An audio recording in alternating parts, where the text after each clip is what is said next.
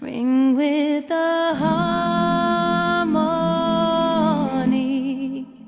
of liberty.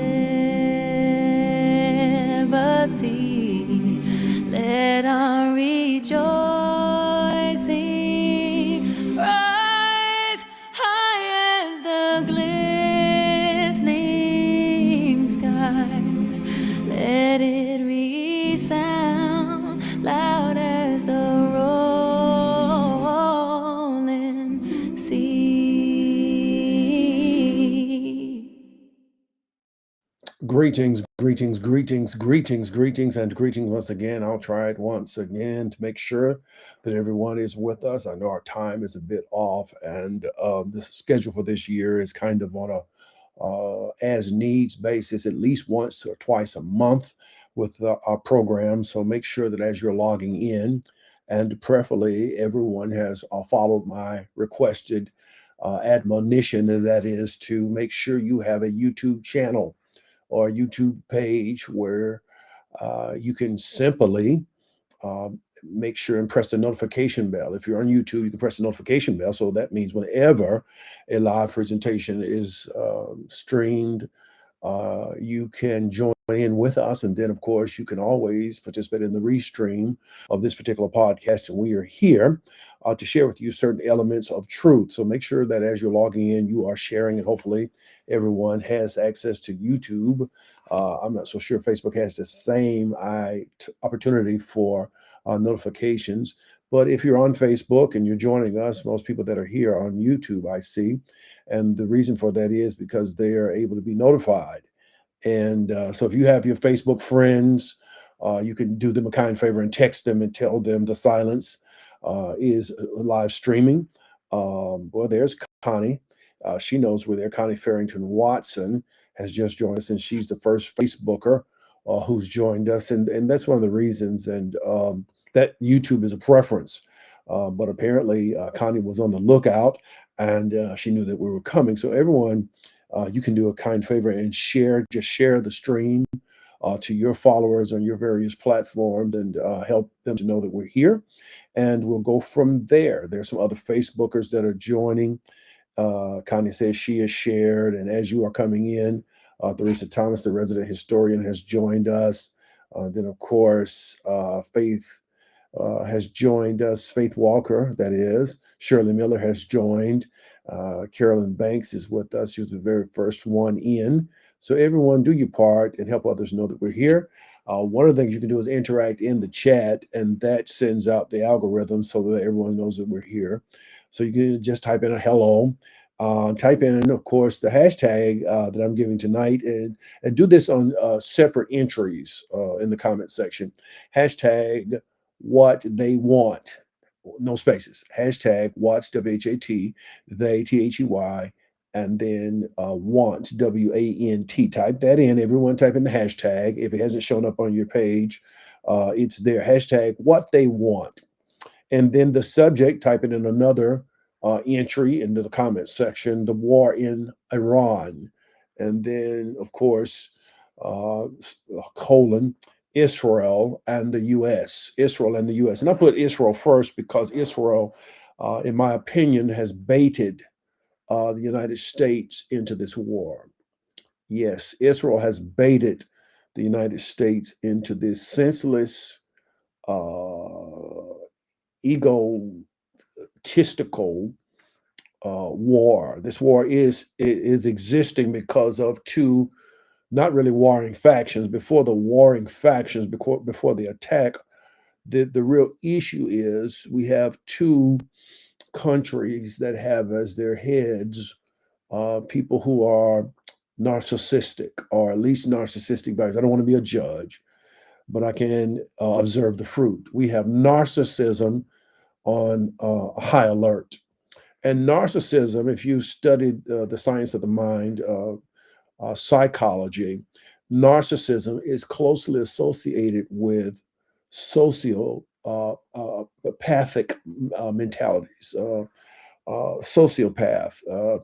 The sociopath comes from he who is a narcissist, or she who is a narcissist. You can't have one without the other.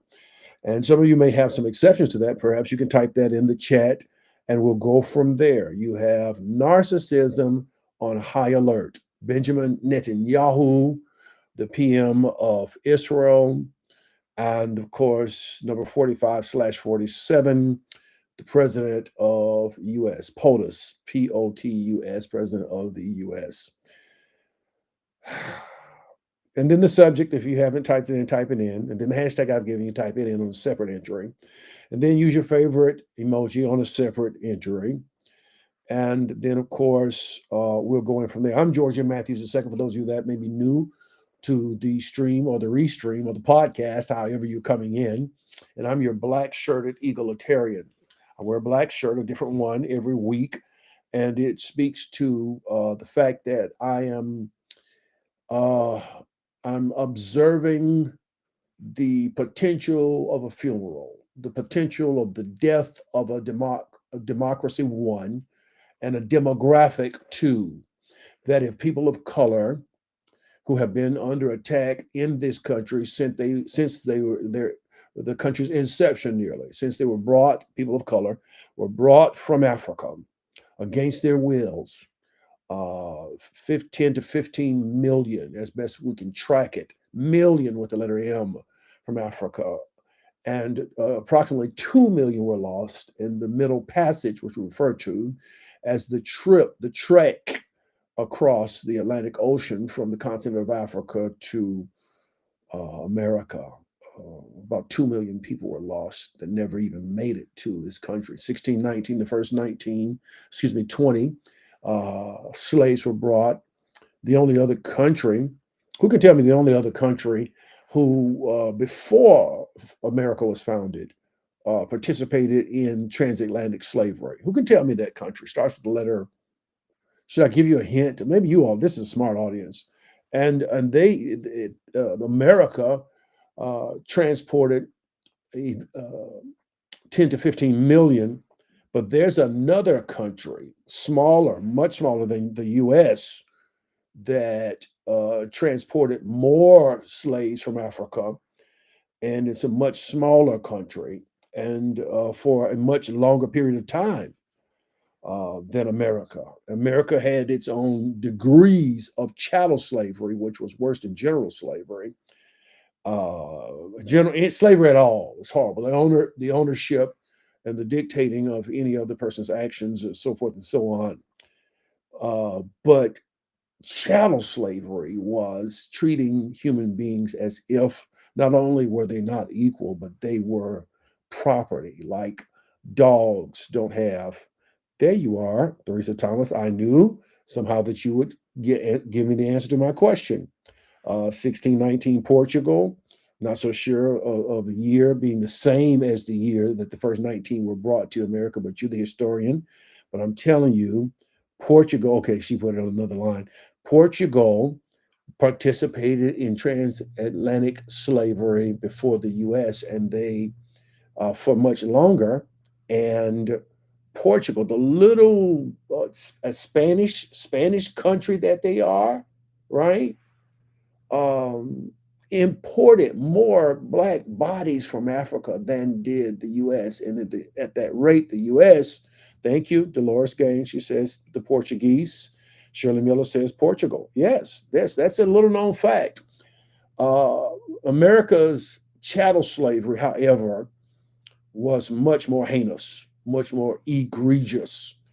And we have to talk about that because in this country, uh, there was never this understanding that people of color, because of skin color and race, the Bible never speaks of race. You'll never find that word there. It does speak of ethnicities and languages that were the lenses through which the various human groups were identified. But race was created, race, competition. It was created, it's a concept created after the Europeans understood that there could be this, the Europeans that settled America understood that there could be this advancement of their cause and kind by the exploitation of people of color. And that idea, that mentality has lived long in this country. And unfortunately, the church has not done anything about it, not much to mention. You have to understand that even the Ku Klux Klan, KKK, has as its symbol the burning what? Cross. It was a religious group. Yeah, it's amazing. The white I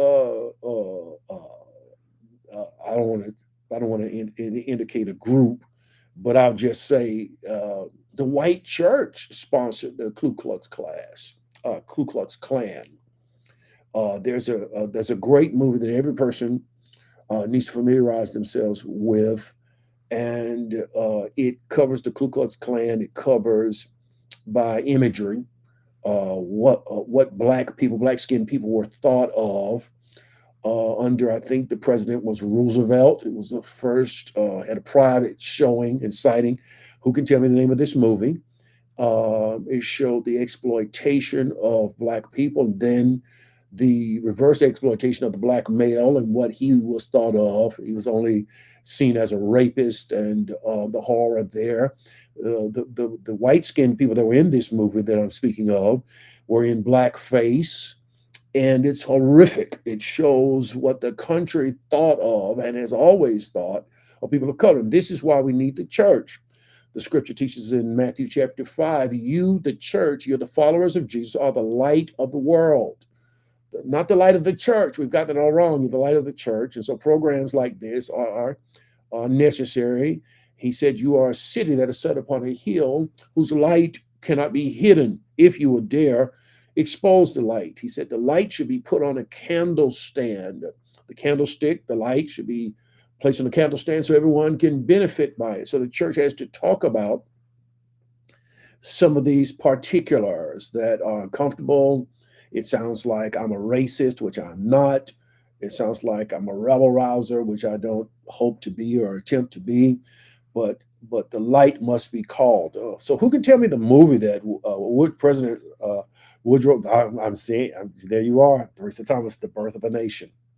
It's really reflecting the birth of America. What year was that? Someone can look it up. If you search it up, I want to search in just the birth of a nation. It really shows the horror that this country had of people of color, and it shows you by imagery what skin color was really created, or let's just say race was created to divide and separate.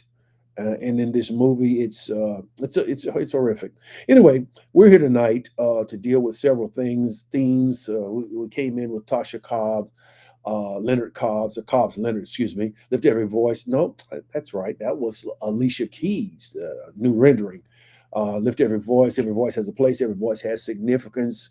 And how long do we do it? Until earth and heaven rings. They have a crescendo of the same message, a never-ending significance. We sing with a harmony, which means we look for others with a united cause, and that of liberty, which is the non-ending purpose. Again, it was Dr. King who said on 3 separate occasions, number one, what will be remembered in the end will not be the words of our enemies, but in fact, the silence of our friends. And that's horrific by itself. It's an indictment of words and through words. Secondly, Dr. King stated there's nothing in the world as dangerous as sincere ignorance and conscientious stupidity. And we marvel at both and the meshing together in our world today politically of both. And then finally, our lives begin to end the day we become silent about things that matter. And we really have to talk about, well, what really matters, what is important. And there are ministers of the gospel of Jesus Christ, they say, ministers of the new covenant, they say, and whole churches where this idea of dealing with racism, the exploitation of people, number one at all, and the exploitation of people because of skin color, and superiorities as well as inferiorities because of color. And there are people who are silent and people who really disdain people like me and throw us into a category of attempting to create confusion, separation, so forth and so on. But you got to know your calling, stay in your calling. Proof again and truth are the two missing ingredients when you deal with MAGA Republicans and even people who are all skin folk are not your kinfolk, right? And they are duped. They have been bamboozled, they've been hoodwinked into believing that this administration has their best interests at heart.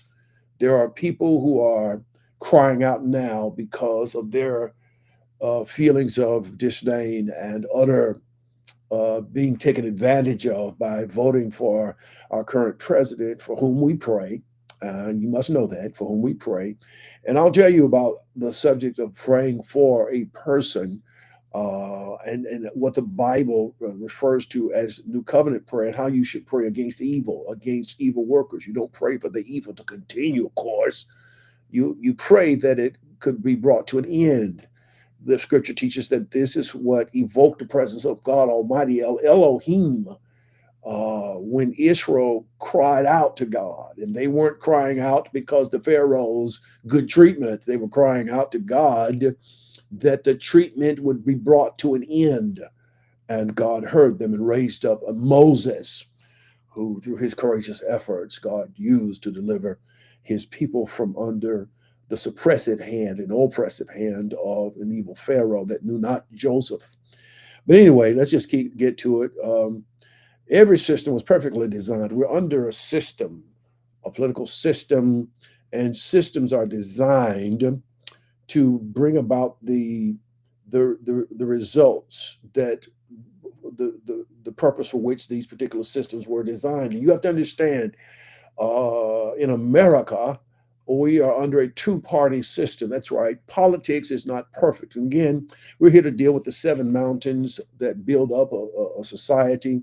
We're here to deal with learned helplessness, that feeling of ennui, or the feeling where a person has experienced a stressful situation repeatedly and they come to believe that they cannot do anything to change it. And so they stop trying, and people prey upon that mentality. Of course, the seven mountains, Proverbs chapter 9, verses 1 and 2, help us understand that a world doesn't just exist. A society doesn't just exist, doesn't just come into being from nowhere. There are causes that bring out the universal effect of a society. A society or societal issues are the effect, they are the results of these seven pillars, these seven supports, these seven pieces that build up and give credence to the shaping of a society. And of course, Proverbs chapter 9, verses 1 and 2 will speak to that. The mountain of number one, religion. And these are the world religions and how they shape the minds of men, family, the absence of the male in the family. In some cases, the absence of the female in the family, the absence of love in the family, so forth and so on.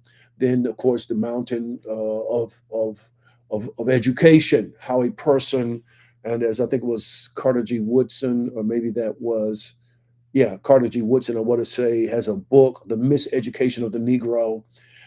So sometimes education is either a correct education or the miseducation. In other words, there are, because of money and because of means and resources, um, people understood that education shapes the minds and the concepts of people, thinking people. And when the oppressor has the money to set up schools, to teach in schools, and pay those who teach in schools, and that oppressor now becomes the teacher of the formerly oppressed, then the oppressor controls the flow of education. And again, sometimes education can sometimes become miseducation. And that's what happened to me. A lot of my education concerning race, concerning politics, concerning how people of color have been viewed, was miseducation. It was intentional, in my view. And then, of course, the mountain of government. We have to deal with all these mountains at some point in time or the other. Government, politics, voting, rights versus privileges, so forth and so on. And we have to come to understand that politics, the structure of politics at least, shapes everything. And as I was saying, we live in a system that is two party in this country. The Republicans on one side, and then of course the Democrats on the other, and The goal in dealing with politics is to find the best candidate, right, that represents the most of your one's concerns, family concerns, demographic concerns. You don't find perfect candidates. Even this great president that we were under for 2 terms, President Obama, who I think it will go down in history as one of the greatest presidents this country's ever seen, certainly smart, certainly intelligent, certainly gifted with the ability to be insightful and to deal with people properly, respecting all people across all lines. And I did not agree with all of his decisions. Nor would he, if the shoes were reversed, agree with all mine. That's just the way it goes. But at that point in time, and the point in our world's history, he was, in my view, the best candidate. So I voted for him both times. And ever since, I've come to a certain conclusion. My first time voting, I voted for Jesse Jackson. There I was, a freshman, I want to say, in college, right? And my first time voting came to the University of Florida, and I was amazed at his gift of being able to communicate. He shut down whatever hall he was in. He shut it down. I mean, I looking back on it, it was crazy to me because there were only at that time 1,200 people of color, 1,200 people that looked like me, and 30 to 31,000 people that didn't look like me, that were outside of my race. And so you can tell what the numbers were, where he was, and he shut the place down. Well, in my view, of course, he did not win. The second time he ran, he almost doubled his influence across this country. He still didn't win. But I voted for him because, in my view, after sitting there very close to, in proximity to him, and I later met him last year, the year before, in person. And he just was the best. He represented the best at the time of what I could understand at the time of our country's needs. Then, of course, there's the mountain of arts, the mountain of media, and the mountain of business and economics, which always go together. So here we are. What are you all saying over there in the chat? I don't know. Maybe have you all used your favorite emoji? Everyone give a thumbs up if you have. Give it another thumbs up. Thank you all for being here. Let's go through this and see if we can get finished in the next 30 to 45 minutes. Okay. So, our subject tonight, of course, is the war in Iran. Type it in the chat if you haven't.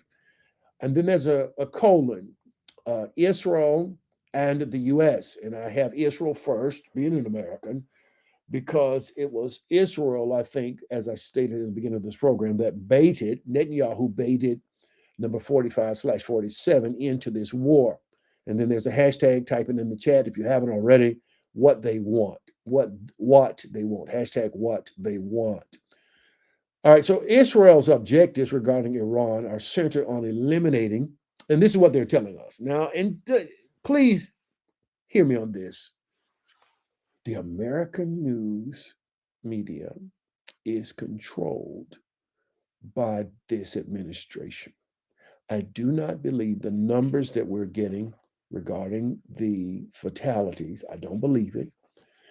Just like I don't believe what was reported to us about the decimation of, for 2 weeks. Well, we were told the first week of this war, which is now going on over a month, we were told it would probably be about 5 days. It's gone on over a month. And then we were told that all of Iran's nuclear and military reserves had been decimated.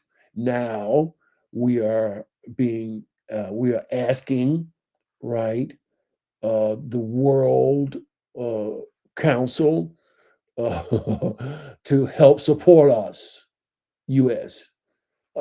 Defend ourselves. How do you? So we know we've been told lies, and this shouldn't be anything new. And I don't understand people. Every time I think I get a grip on understanding people and their interpretation of what's presented before them, I get surprised again. I'm becoming surprised more and more. So we have to seek to get our news from overseas. We get our news from other sources other than the American news source, because that is being controlled largely by this administration, is being dictated to, and so there are lenses that the truth is being skewed through which the truth is being skewed. So there's another news source, and I won't name it now. Maybe someone can type in the chat the various news sources. I have about three that I kind of rely on, other than American news, and I only look at it or take it in to kind of compare some of the other things that are being put out there as agents of truth, I believe. Israel's objectives, this is what we're being told. That's why I was getting to. That Israel, Netanyahu and Israel's objective regarding Iran were centered on uh, the threats, the uh, existential threats, let's just say, of nuclear arms. We were told, just like we were told under the Bush administration, that there were, you remember WOD, weapons of, WOMD, the acronym, you remember that? Weapons of mass destruction. We were told that we were attacking what was it? What was that war called? Uh, the I'm drawing a blank. The something in the Gulf, right? And we were attacking the Afghanistans because we were told they had weapons of mass destruction. And when we get in there, we find they have none. We have they're absolutely none. Um, so we're being told that that we are. And I was talking to an attorney a couple of weeks ago, and I was just amazed at this man, a man outside of my race, and I thought he was pretty cool until he started talking about this president, and so I just went on silence, because the reason for which I was drawn into a conversation with him was a business situation, and I just didn't think it was wise to give him. And he was just going on about the fact that this president has preceded the need of this country by attacking Iran jointly with Israel, because we would appreciate him as time goes on, because we've attacked a country and we are attempting to demilitarize their use of nuclear arms. That's what we're being told, and they're buying it hook, line, and sinker. See, as of March 2026, the two nations, U.S. and Israel, are in a state of direct, large, excuse me, military war. Uh, Israel has dragged the U.S. into it, but it's really Israel and Iran because of Netanyahu. And I did a portion of the program a few weeks ago. Netanyahu is a war criminal. This is not in anything that's being alleged. He is a convicted, just like the president of this country, is a convicted felon. That's not an allegation, nor is it an allegation against the PM of Israel, Benjamin Netanyahu. He is going to jail. He is uh, uh, has already been convicted, not just indicted, but convicted. And there are certain parts of his own country that are looking for him, and because he is in office and because he has now started this war and convinced this president, who has the same reason to be engaged in war, because the midterms are coming up. And he has already said, 45/47 has said to his own party, the MAGA Republicans, he said, if I lose the midterms, I'm going to be impeached, because he knows the criminal that he is. He knows the crimes he's committed. He knows the illegal stances that he has taken, and the Supreme Court has, to me, enabled this, as well as the Republican Party and the coward Democrats as well in Congress. But anyway, that's not the subject of our show, our program. So the two nations are in a state of direct, large scale military scale conflict. That's Israel and Iran, and the U.S. was dragged in for the reasons that I've just told you about. So Israel's primary motivations, we're being told, number one, to neutralize this nuclear threat, to prevent a nuclear breakout. Israel's top priority is to prevent, this is what we're being told now, an American slant of the news, but I'm going to show you that's not really what they want. Preventing a nuclear breakout, Israel's top priority is to permanently dismantle Iran's nuclear infrastructure to prevent it from acquiring nuclear weapons. That's what we're being told. Then also to uh, to maintain military superiority over Iran. You have to ask yourself the question. It doesn't take a rocket scientist to figure this out. Why? And then we're going to get to that in a minute's time. An Iranian nuclear weapon would end Israel's regional nuclear monopoly. Monopoly over what? Which is seen as a quote unquote red line for Israel's security. I'm going to come to the comment section. You all type in your thoughts. Number two, Israel is in this war with Iran to dismantle ballistic missile capabilities, we're being told.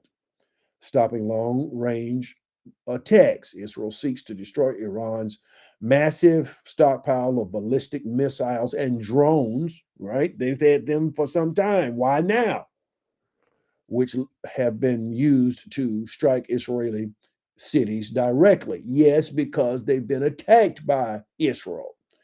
Also preventing overwhelming salvos. That's SALVOES, Israel's ability to produce cheap missiles at scale threatens to overwhelm Israel's expensive missile defensive systems. Okay. So the military that we're using to engage with them, along with Israel, the U.S. and Israel, our missiles cost about $1 million each. Okay. That's as I'm being advised, it may be give or take. They're building these drones to attack at $20,000 each, $25,000. And you tell me how that maths. Now, this country is putting boots on the ground. And when you're talking arm-to-arm combat, and I don't want to speak against the prayers I've been praying, but theoretically in previous wars, i.e., when the U.S. went into Vietnam, which was the generation before me, um, the Vietnam conflict was a very long one, so I was a small infant to adolescent child when the war came to an end. But my point is, you saw all of the devastation of human uh, soldiers, right? Because of arm to arm combat. Now, as long as it's mechanical, as long as it's, let's just say, robotic drones, technological warfare, okay, that's one thing between countries. But when boots get on the ground, that's another subject altogether. Um, the Israeli mentality that we've been being fed also deals with cutting off what they call the octopus's head. Israel views Iran as the central command for a network of hostile groups, right? This is Israel's view of Iran. So the octopus has one head, but then all of these arms, let's just say extensions, right?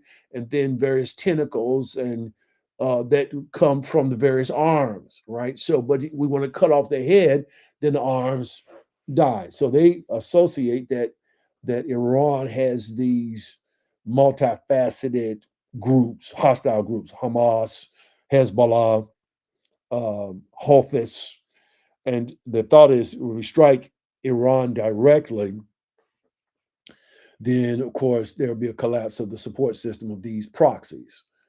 Then there's this idea of regional reshaping. Israel wants to weaken the axis of resistance to empower an axis of stability composed of Israel and its Arab allies. Then finally, Israel's idea that we're being told from their perspective and we're straightening this out in a few minutes. That there's this idea of a regime change in Tehran, uh, fomenting internal collapse. A semi-acknowledged goal to degrade the Iranian regime's security apparatus enough to encourage the Iranian people to topple the current government. We've seen that before over and over again. So I would say that the the ideology, right, of Israel and the ideology of the United States is mostly the same that we're being told, right? But remember, the hashtag tonight is what they want. I really want to say what they really want. What does Netanyahu and Trump, I've used his name once, what do they really want? What's this war really about? Well, I've told you the first thing is to keep both of them out of prison for war crimes. 45/47s would be forthcoming, but he also has other pending felonies and other felonies that he has already been convicted of. But there are other pending issues, many of them. Besides, he has really broken this country. America is broke. Uh, this is why they're calling on other governments to assist. And, oh, that's a whole nother subject. He has officially and systematically, through Project 2025 and its cohorts, broken this country. Just like Adolf Hitler, same playbook, broke Germany and then took it over and created a dictatorship out of what was formerly at least a form of a democracy. It had the three-tier rule, just like this country has a three-tier system, three-tier governmental system. And so when you break down the system, it's easier to take it over with the same demagogues, right? That you have supporting that twisted concepts. So let's just say the obvious right of Netanyahu and 45/47 representing the United States, the obvious things that are being presented for this war are the same. But remember, I told you the question is what they really want. Now, as I work to really close this, and then I'll get over to the comment section, it's really, and I've never lied to you. If I have, it was erroneous. I didn't mean to tell the lie I told, if I told one ever. If I find it out, I'll come back and correct it. The real issue is about the control of the oil. I want everyone to just type OIL in the chat. Everyone just type oil, oil, oil. Because the question then becomes oil, how much oil does Iran possess? How much? Remember, I told you that a friend of mine who's an attorney in Tallahassee, Florida, who has a friend who is an attorney as well, said that one friend said to my friend, both attorneys having a conversation, to my friend attorney, money is always your answer. Now, what is your question? That really we're in this thing to determine what the question is, because the answer is always money, money, money, money. And if you see a war break out, besides the covering up of two felonious leaders who have probably pending long, lengthy prison sentences awaiting them if things aren't skewed, i.e., by war, for example, Then the real reason is control of money. And oil is money. Listen to this. As of March 2026, Iran holds, listen, hold your seatbelts. You're not going to be ready for this. You're not going to be ready for this. Iran, the little country that they are, holds the third largest proven crude oil reserves in the world. Do you know what that means? I'm going to wait for you all to get that. I know some of you are in the back of the room, and some of you all went to get you a ham sandwich. I did everyone type in oil, the word oil, OIL. Type it in the chat. I know you went to get your fish sandwich. You warmed up your fish from Friday. But this thing is about oil. It's about the money. It's about the bag. Yes, and then there's this issue of covering up these felonious criminals and their activity, and then there's this situation that we've been given that both countries are attacking Iran to prevent a future a potential of them building nuclear weapons and arming themselves to protect themselves from other assaulting countries. Okay, and it sounds good, right, for people who are not discerning. But this thing is about, as it always has been, slavery was about the bag. That's colloquial, locato, for the money. Slavery was about money.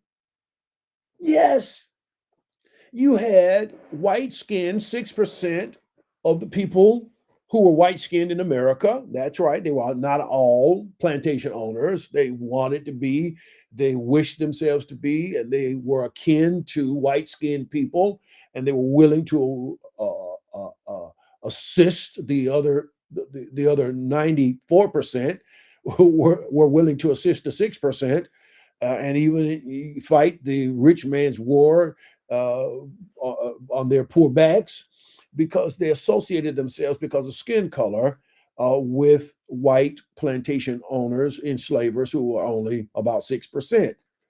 But what was the driving mantra? What was the driving faction? Money.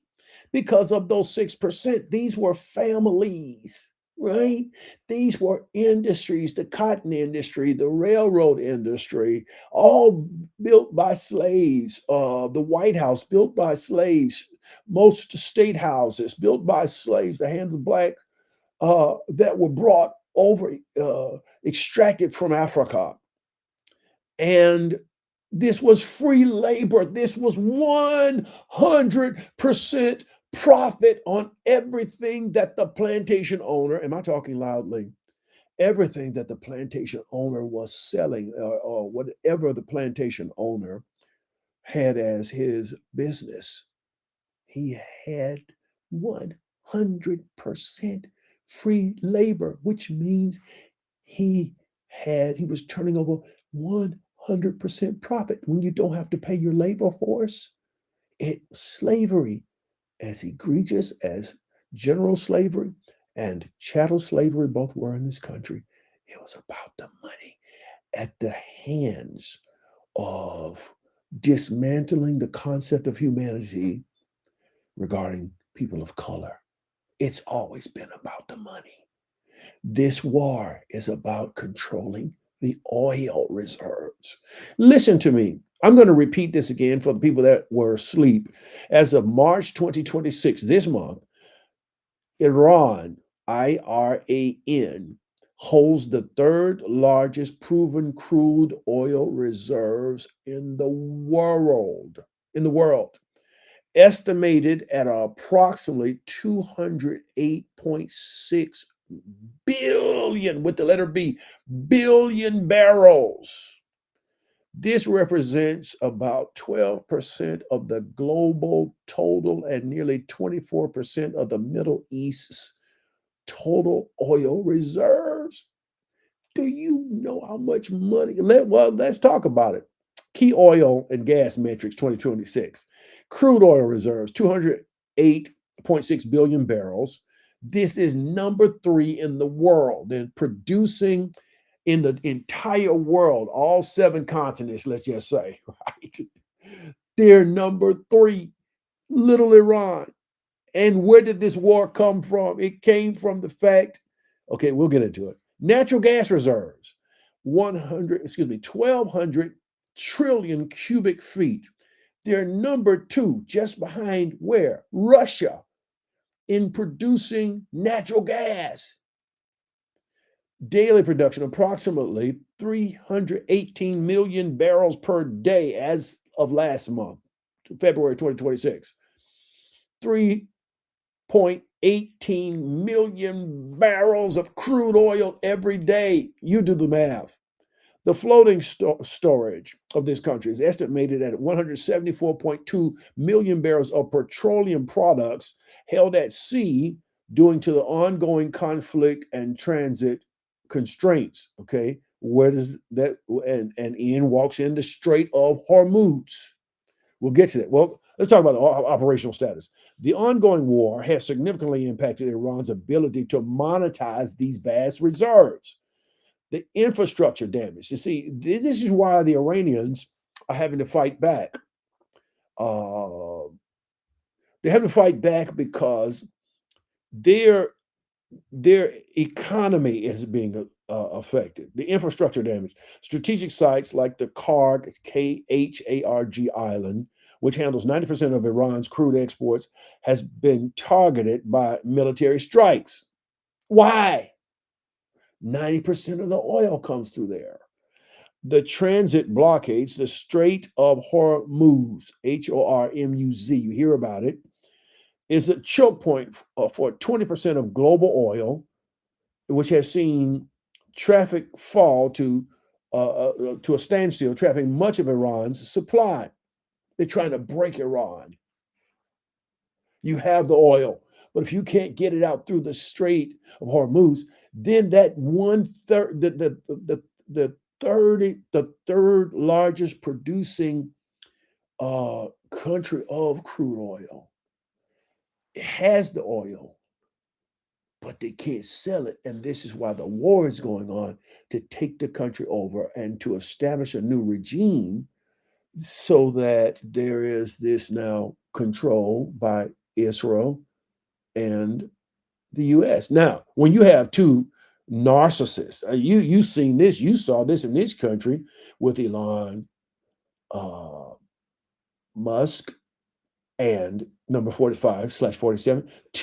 You can't have two egomaniacs dwell together. There's going to be a volcanic eruption. You watch it, because even if these two countries are successful, you have to ask a question. If they're successful at stymieing Iran, taking over the crude oil business of Iran, the third largest producing uh, uh, a producer of crude in the world, then there's going to be a faction between these two narcissists.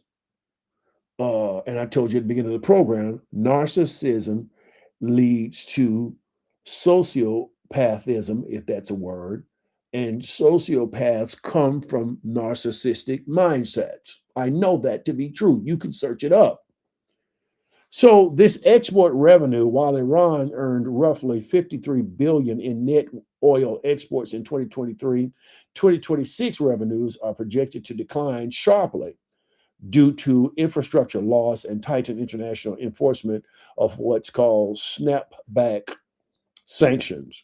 As of March 30th, 2026, number 45/47 has explicitly stated that his preference would be to take, and this is a direct quote, you can search it up, preference would be to take the oil in Iran.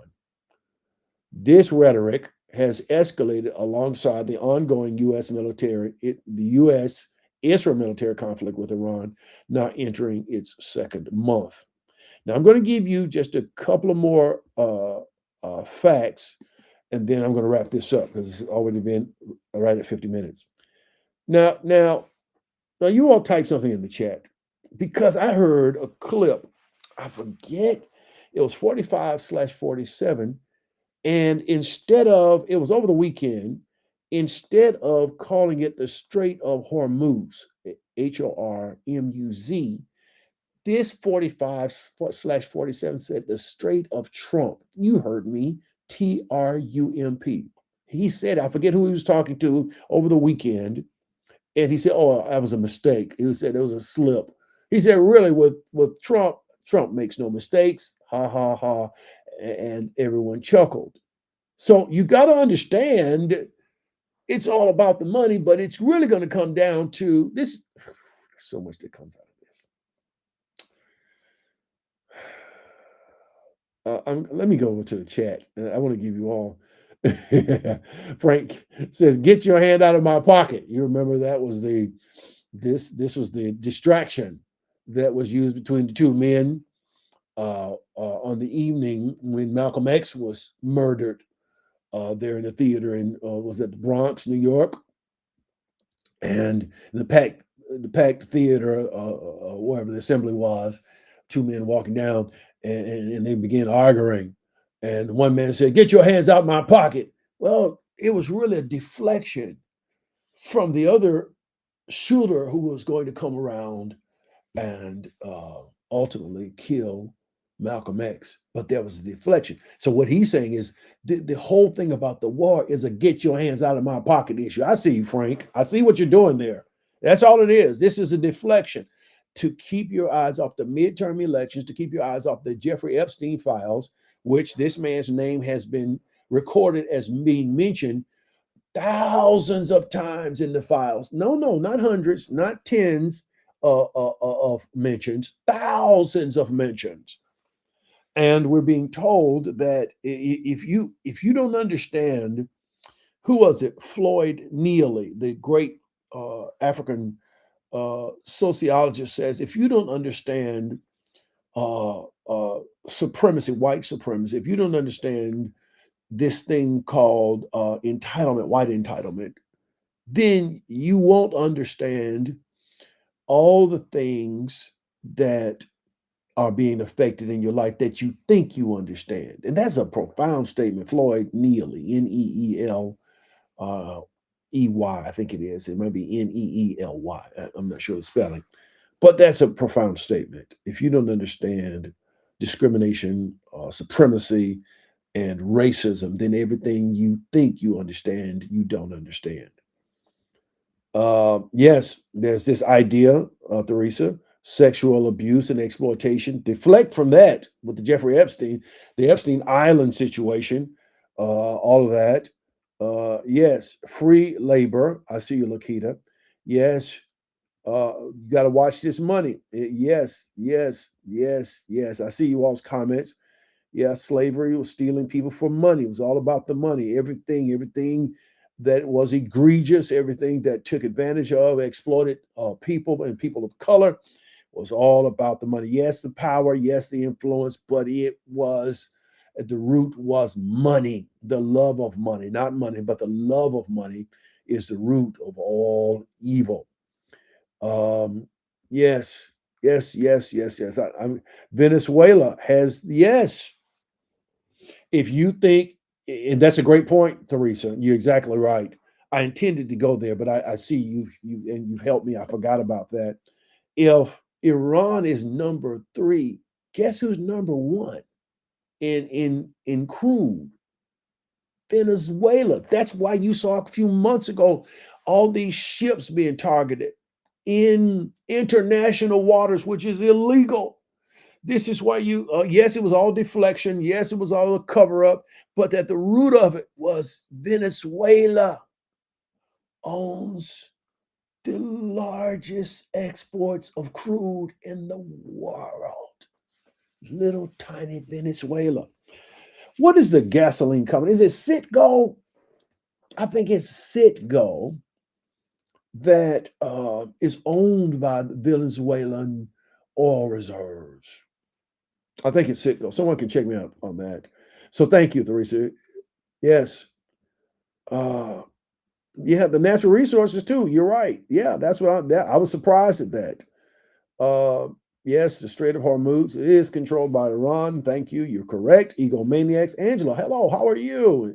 Well, you are fine, and I pronounce the blessing over you. Yes. Yes.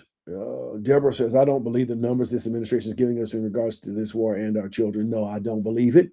What is it? What are they saying now? 9 military persons in total, I think, have been uh, impacted by this fatally. I don't believe that. I don't believe that at all. I don't believe that at all. Return to imperialism, militarism. Yes, you're right. Yes, he wants to put his name on everything. Did you hear that this president wants to put his name on the penny, I want to say it is, and the $1 bill? Why? Because there are more $1 bills than anything. And then there's some talk that he's asking Congress to, and I haven't searched this up, but I heard it on a news feed that he was asking the Congress to also reserve the right for his signature to be on the $100 bill. Yeah, with Benjamin Franklin. He wants to sign that as well, I'm told. Yes. Yes, that Desert Storm situation. I was trying to remember that over there in the Persian Gulf. Um, Operation Epic Fury, Operation Epstein Files. Yes, yes. Pamela says someone made the joke and said 45/47's name is mentioned more in the Epstein files than God's name is mentioned in the Bible. I read that somewhere. Yes, and it's true. If what we're being told is correct, Rita says it's all about the money. That's right. It's Theresa. It's economics. Angela says, "Well, I like that." Yes, yes. They allegedly bombed those boats and killed those people, Pamela. They should be charged with war crimes against humanity. And they know that's what's coming. That's my whole point. This is all about a distraction. Let's try to wrap this up. I just wanted to talk a little bit about the war and the real reason behind the war so that when people hear these facts, skewed facts, let's just say, when you're talking to people about this war, I want you to just be informed that the root of all of this is number one, distraction.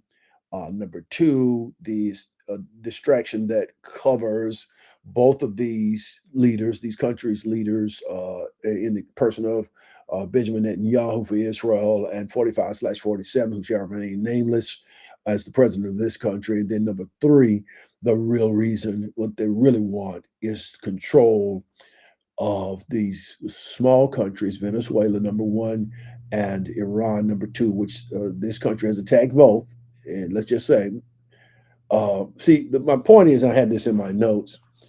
Um, there's a seizing strategy of the infrastructure. You see, you dissolve a country and you break down its infrastructure. We saw it with Cuba. If you look at Cuban history, if you look at what is it? Oh my goodness, what is the little small country, the poorest country, starts with the letter H in the world? I think it is. If it's not number one, it's number two. And I'm trying to. They had a horrific thunderstorm, earthquake, just not long ago, and they're still having challenges being rebuilt. But all of those countries were exploited. They were colonized by larger countries, and the whole idea is to just destroy. Yes, Theresa says over 38,000 times in the Epstein files, Trump's name is mentioned. And God's name is not mentioned even close. Haiti, thank you. Letter H, thank you, Pamela. Thank you, Theresa. I was having a brain freeze. I'm really hungry. I haven't had dinner yet. And again, it's getting close to that time. Yes, thank you, Carolyn. Thank you, Sam. Yeah, these countries operated well by themselves, but once they are exploited by colonizers, history, and this is the beauty of history always shows you, these are my words, history always shows you the extent that humans can can reach. You think a human wouldn't ever do certain things. Well, just look at history, and history will tell you that people groups will do what they will do. You think that humanity will restrict people from going in certain lines, but just look at the history. And history tells you what the human condition really is, what it truly is, what people's value systems will allow them to do, what people's greed will dictate, the beauty of history. Yeah, is there any direct linkage to the actions of this administration and the end times? I keep seeing that from quote unquote believers online. Yes, I do think that Pastor Jay and I having a conversation not too many nights ago, Charles. I don't believe this 45/47 is the Antichrist. There's so many things that do match up, but there are other things that don't match up with what I understand about Bible prophecy and the doctrine of end times, let's just say. But I believe this administration is certainly setting the path for he who is the Antichrist to show up and present himself. I believe all of the roads are leading in that direction. I'll say that without getting into a very serious teaching. Yes, Theresa makes a great point. She says to Charles, it's the end times for many. That's right. This war will be the end for many if God's power and love don't prevail against these evil maniacs. Here's the point. There's a motivation. Trump has openly weighed the possibility of U.S. forces seizing Karg, Kharg again, island, Iran's primary oil export hub that handles over 90% of its crude exports. It's all about the money. His motivation is he has likened this to the administration's actions in Venezuela in 2026, early this year, where the U.S. gained significant control over the oil industry following the capture of Nicolas Maduro. You remember we did a partial program on him. You remember Nicolas Maduro was captured, he and his wife, and extracted and brought to this country. Remember that? That was all step by step leading to the takeover of Venezuela, not because the man's already told you he doesn't care anything about Hispanic people, he doesn't care anything about any other people, any other demographic other than a white skinned people altogether. He's already told you that. But it's about the oil, it was about the money, it's about the bag. Nicolas Maduro and his wife were only pawns in a larger scheme. Where's the church? Where are my white evangelicals? Where are the people who have pledged their support to 45/47? Where are the people who said that this is God's Cyrus who is raising up for the end time to bring revival to the church and to open the door for the church? Well, I thought the church was comprised of all of God's people. Where are they? They're mighty silent now. You don't hear. Here's a direct quote. In March of 2026, an interview with the Financial Times, 45/47 said, and I quote, to be honest with you, my favorite thing is to take the oil in Iran, end quote. The man said this. Search it up. Dismissing domestic critics of the plan as stupid people. Dismissing domestic critics of the plan as stupid people. You see, this military leverage is the administration using oil as a geopolitical bargaining chip to force, let's just say, world dominance and all the other things we've talked about. Well, don't forget the general midterm election. This is the general election. This is the big one. It's November 3rd. We have a primary midterm election, which is coming up. Someone give me the date. What is the date? I don't have it in my notes. I want to say it's May. It's one of the Tuesdays in the month of May. Am I right? Someone, Theresa, somebody help me. When are the midterms coming about, which set the path for the general midterm election? And we need to put that in. I need to mention that every time. And also tell me, type it in there, Theresa, she's handling that for one of our campuses. We have a political May 9th. Thank you. May 9th. Is that a Tuesday? Most of these elections are on Tuesdays, if not all. May 19th. Thank you. Okay, that was a typo. May Q9. She was trying to type. She's correct herself. May 19th. That is a Tuesday, is it not? Let me look at my phone. May 19th.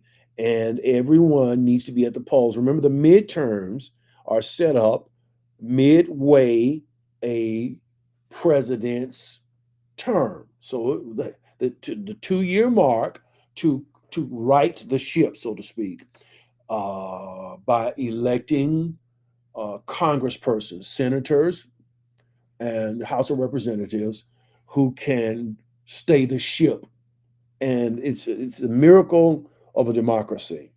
I'm trying to find out when is May 19th. May 19th, yes, is on a Tuesday. Primary election, yes, which leads to the general election, is May 19th. And so everyone should be voting on the 19th. When is the political, what do we call it? The political forum, Theresa, at the New Life campus. Thank you, Pamela. She heard me ask. Yes, Theresa also said it's a Tuesday, May 19th, Tuesday. When is the political forum at the New Life campus for those who are local? Um, we have it. I think it's in the month of April. It's next month. It's a few days on New Life campus. Give me the date, the place, and the time, Theresa, for the political forum for all of the local. With midterm elections, they are set up to correct the ship, the national politics, right? Directed at the president for specifically the Congress, House of Representatives, and senators. But then also there are many states that have set up, and municipalities and cities have set up also other elections that go along with the midterms. So it gives the states and cities the same opportunity. So we have many elections that are very important that are coming up. Thank you. April 19th at 4 o'clock p.m. April 19th, 4 o'clock p.m. at the New Life campus.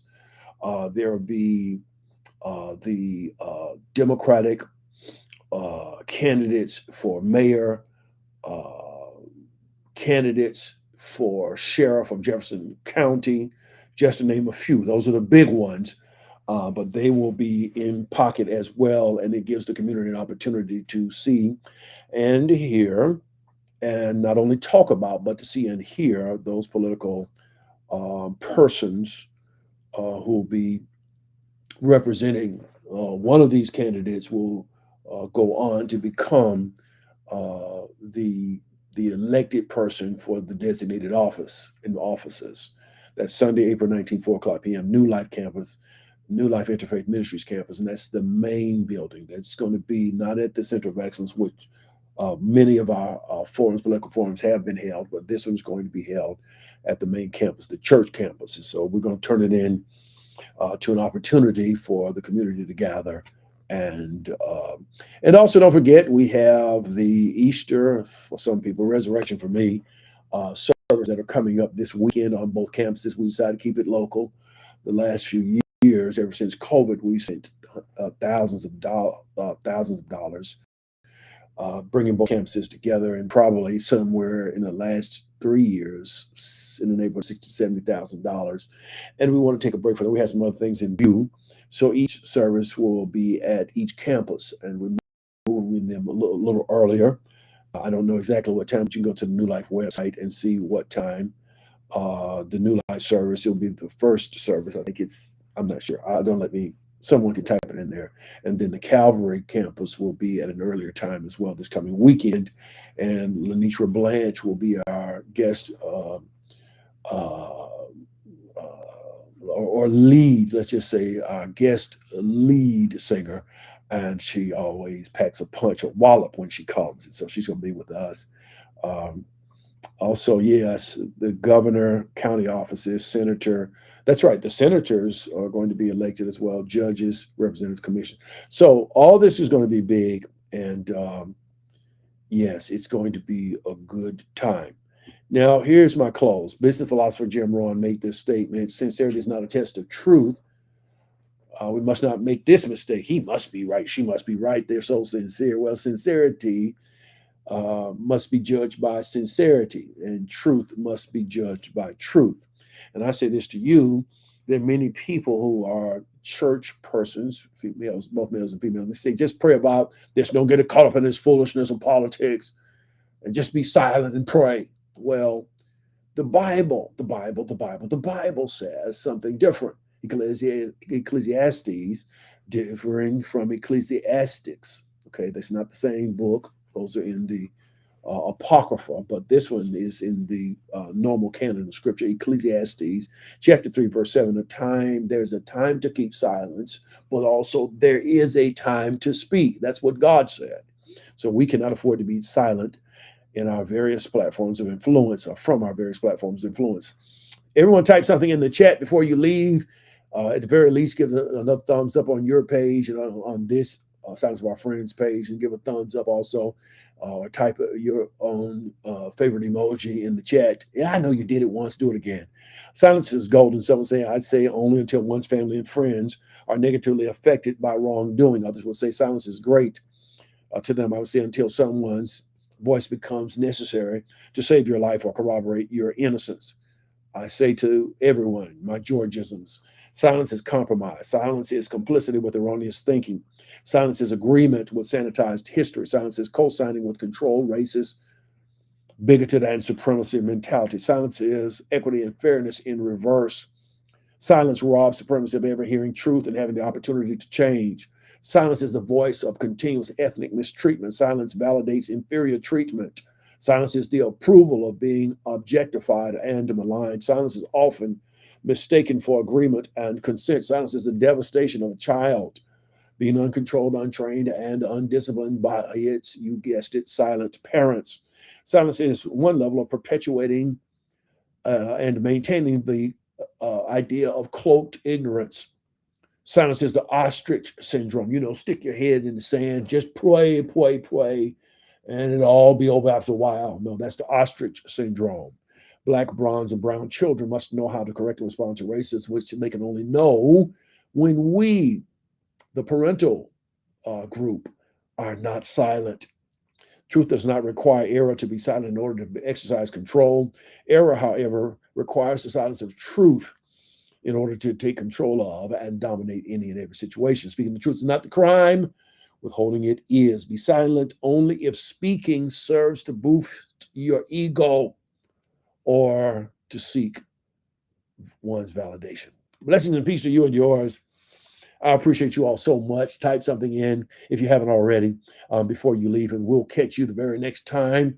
I'm not so sure when that will be. Just depends on when there's an urgency and moving of the Spirit to come back before you and address this august audience through this microphone. But anyway, we know at least once or twice a month we're here with the silence of our friends. Blessings and peace. I'm going to leave the chat open to you and yours. Thank you for your time. We'll be here the next time.